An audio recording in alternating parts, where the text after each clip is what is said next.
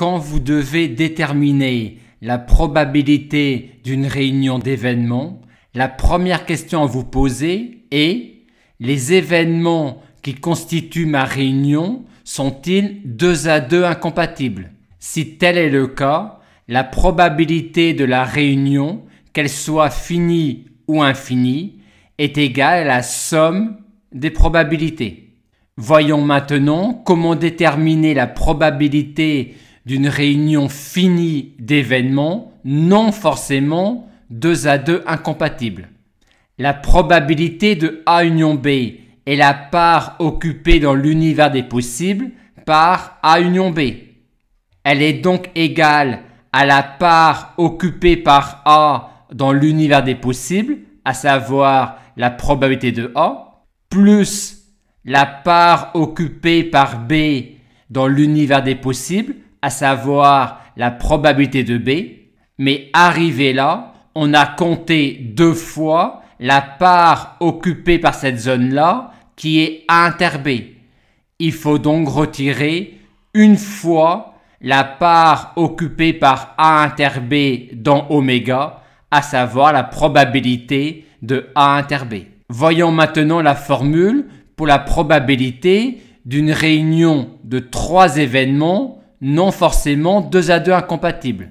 Pour la déterminer, on dit que la réunion des 3 événements est la réunion de A union B et de C. Puis on utilise la distributivité de l'intersection par rapport à la réunion, ce qui donne A inter C union B inter C. Et ensuite, on réapplique cette formule-là pour exprimer la probabilité de cette réunion-là. Et on obtient finalement probabilité de A union B union C égale somme des probabilités de A, de B et de C, auquel on retire toutes les probabilités des intersections de 2 événements parmi les événements A, B, C, et auquel on rajoute la probabilité de l'unique intersection de 3 événements. De même pour la probabilité d'une réunion de 4 événements, la somme des probabilités des événements, auquel on retire toutes les probabilités d'une intersection de 2 événements à choisir parmi les événements A, B, C, D, puis on rajoute toutes les probabilités d'une intersection de 3 événements à choisir parmi les événements A, B, C, D, auquel on retire la probabilité de l'unique intersection de 4 événements.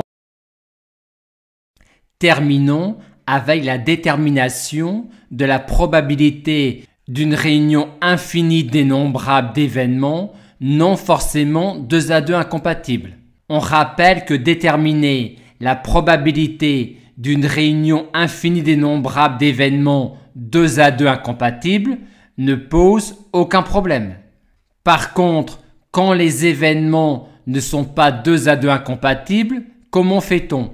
On commence par déterminer la probabilité d'une réunion finie et on passe ensuite à la limite quand grand N tend vers plus infini pour en déduire la probabilité de notre réunion infinie. Signalons que quand les AN constituent une suite croissante d'événements, à savoir que pour tout N, la réalisation de AN implique celle de AN plus 1, la réunion de N égale 0 à grand N des AN se résume à A grand N.